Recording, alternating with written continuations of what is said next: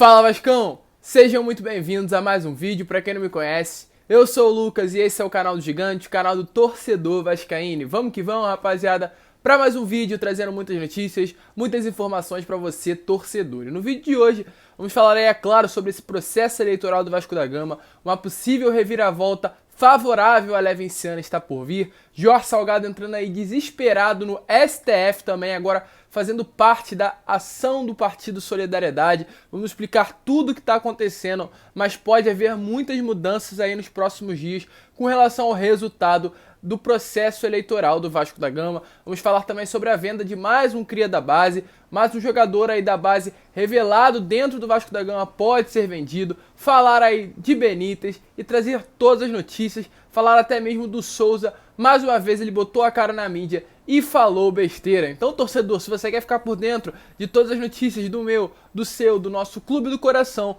fique ligado aqui no canal do Gigante.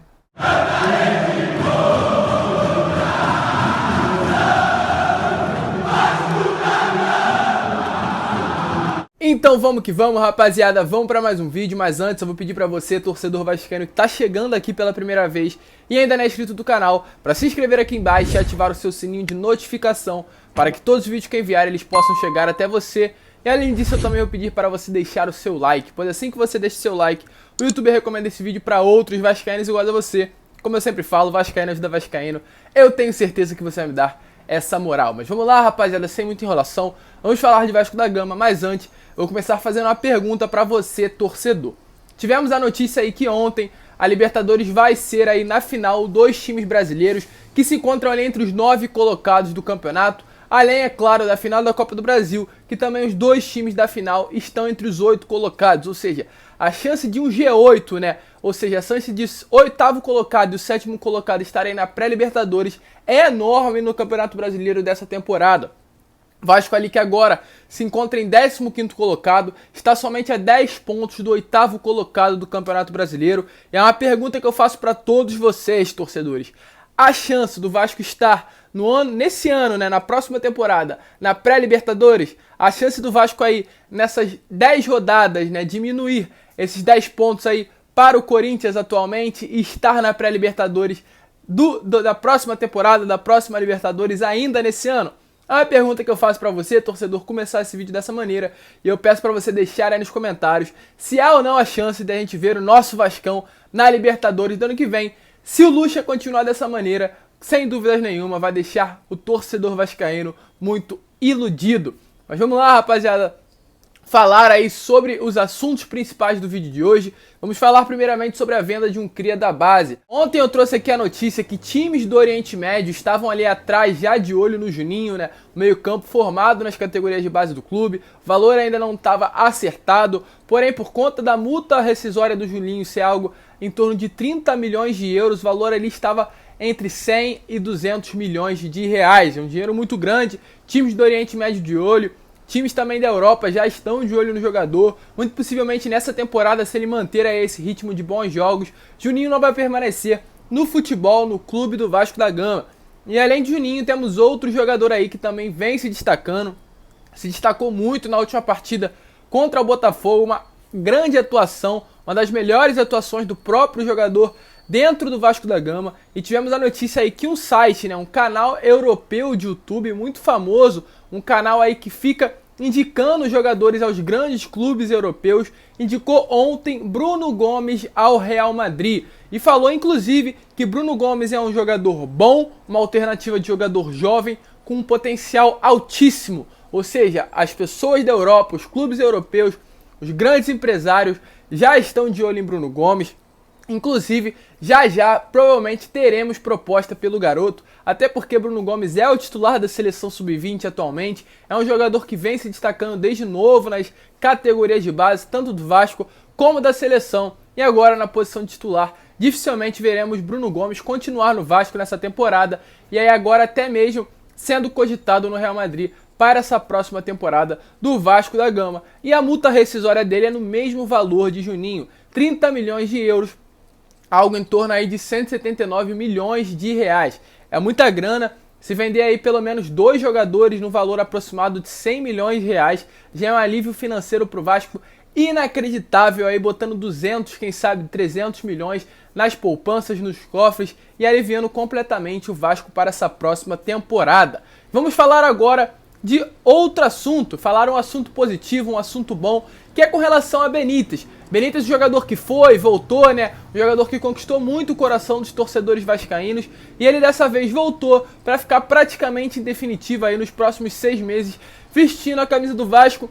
E era uma dúvida muito grande do torcedor se ele já poderia atuar sábado contra o Coritiba em São Januário. Eu trago notícia para vocês que ontem Martim Benítez já apareceu no bid, ou seja, já está regularizado para voltar, reestrear com a camisa do Vasco no sábado. O único problema aí seria a condição física do jogador, porém tivemos notícia que o preparador físico do Vasco, Daniel Félix, elogiou a forma física de Martim Benítez e falou que mesmo ele tendo passado esse tempo sem treinar, afastado do Vasco, ele manteve a sua forma física excelente, muito bem, e demonstrou aí muita vontade em voltar a jogar e muito adaptado com relação já ao Vasco da Gama e ao Vanderlei Luxemburgo. Ou seja, poderemos ver sim Martim Benítez no sábado contra o Coritiba, se não entrar como titular, que acho sim muito difícil. No segundo tempo, como reserva, ele sem dúvida nenhuma vai estar ao lado do Vasco da Gama, ao lado de Vanderlei Luxemburgo. Uma excelente notícia, ele pode sim atuar já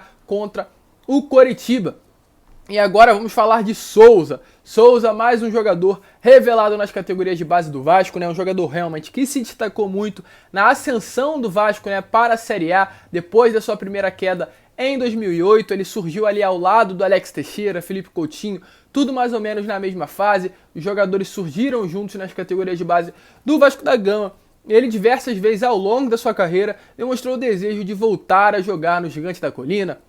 Já esteve em São Januário diversas vezes assistindo o jogo do Vasco da Gama, porém tivemos a notícia que ele falou em uma entrevista o seguinte: é claro que eu queria muito voltar, mas infelizmente o clube não me dá essa estrutura. Eu espero que o Vasco volte a ser grande, que a política mude, que acabe essa briga política. E aí vamos lá, Souza, com todo respeito, você é um cara que tem sim o respeito.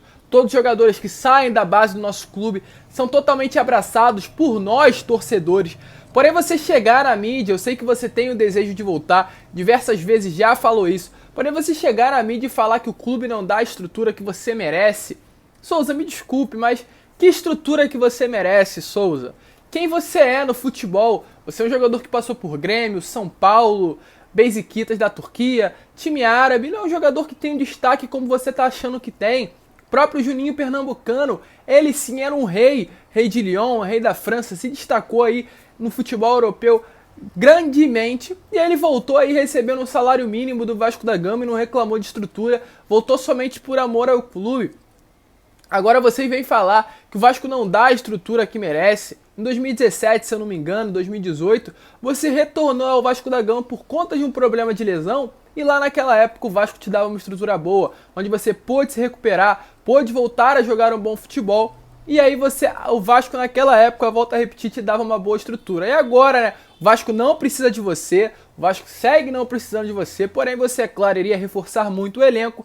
E agora que você tem 31 anos, está quase chegando à uma idade mais madura, fala que o Vasco não te dá uma estrutura boa. Então, Souza, definitivamente é brincadeira, não sei que estrutura você quer, não sei que tipo de jogador você acha que é, mas não é isso tudo não. Fica calmo, fica tranquilo, o Vasco tem estrutura sim, e se você quiser voltar um dia, que volte. Para de ficar nesse papinho que vai voltar, e de que nunca no final sempre inventa uma desculpa e não vai voltar pro nosso Gigante da Colina, tentando só iludir o torcedor vascaíno. Isso é muito feio, Souza. E além disso, ele depois, né, de tudo que rolou, ele foi nas suas redes sociais, falou que primeiro precisava ali organizar a vida financeira da família, que não tinha recebido de um clube que ele passou.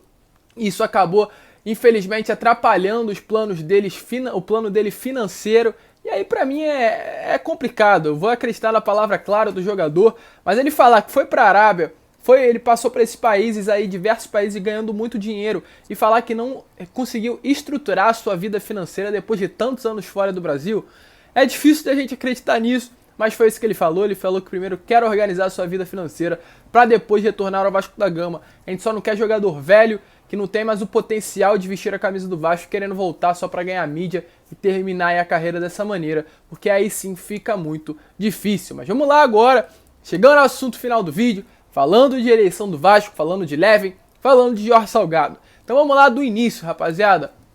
Lá atrás, né, na semana retrasada, o partido Solidariedade entrou com uma ação no Supremo Tribunal Federal. O que é essa ação, para voltar a explicar a vocês, porque muita gente sabe e muita gente não sabe, então eu vou passar de uma maneira rápida. O partido Solidariedade entrou com uma ação no Supremo Tribunal Federal contra a decisão do Tribunal de Justiça do Rio de Janeiro. Eles falaram o seguinte: o destino, né, a decisão do Tribunal de Justiça do Rio de Janeiro foi um ato que rasgou o Estatuto do Vasco, foi um ato contra o Estatuto do Vasco da Gama, quando eles confirmaram como certas eleições dia 14.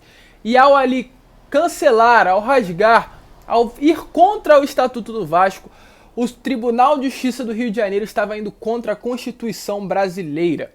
Por conta disso aí, o Partido Solidariedade moveu uma ação no Supremo Tribunal de Justiça, já está nas mãos ali do desembargador do Supremo Tribunal Federal, e agora temos que aguardar. O PT também entrou, né, em acordo nessa ação, apoiou essa ação, porém já retirou. Agora o único partido que se encontra lá no Supremo Tribunal é o Solidariedade. E o que acontece? Essa é uma das únicas esperanças de Leven esse ano para que ele possa se tornar o presidente do Vasco da Gama.